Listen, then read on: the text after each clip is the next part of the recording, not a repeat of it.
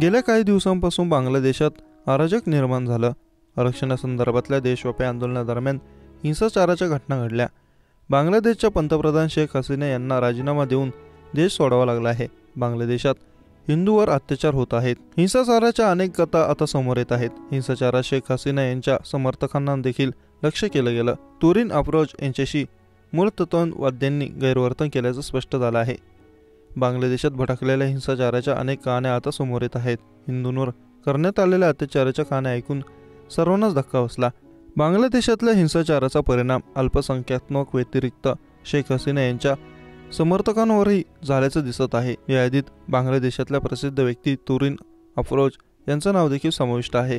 5 August रोजी तुरीन मूलतत्ववाद्यांच्या निशाणावर आल्या. काही लोक बळजबरीने त्यांच्या घरात घुसले होते. त्यानंतर जे घडलं ते ऐकल्यावर तुम्हालाही बांगलादेशातल्या दहशतीची कल्पना येईल. तुरीन अप्रोच यांनी बांगलादेशाच्या मुख्य अभियोक्ता म्हणून काम केलं. तुरीन अप्रोच यांनी 1971चे आरोपी असलेल्या रजाकारांना बॅरिस्ट म्हणून शिक्षा सुनावली होती. तुरीन यांच्या घरात घुसलेले मूलतत्ववादी हे अल बद्र आणि जमात ए इस्लामी होते. शेख हसीना यांच्या सांगण्यावरून तुम्ही आंतरराष्ट्रीय गुन्हे न्यायाधिकरणात अनेक लोकांना खोट्या आरोपात अडकवलं, असं हे मूलतत्ववादी तुरीन यांना म्हणाले. इंडिया टुडेच्या वृत्तानुसार 5 ऑगस्टला जेव्हा बांगलादेशात हिंसाचार सुरू होता तेव्हा काही लोक अप्रोच यांच्या घरात जबरदस्तीने घुसले. यापैकी बहुतेक जण हे 18 ते 25 वयोगटातले होते.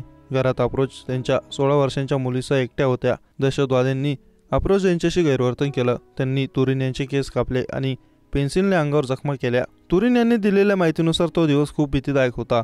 तुम्ही हिजाब का परिधान करत नाही असा प्रश्न मूलतत्ववाद्यांनी त्यांना विचारला. यावेळी ते आपल्या मुलीवर जबरदस्ती तर करणार नाही ना, अशी भीती तुरीन यांना सतावत होती.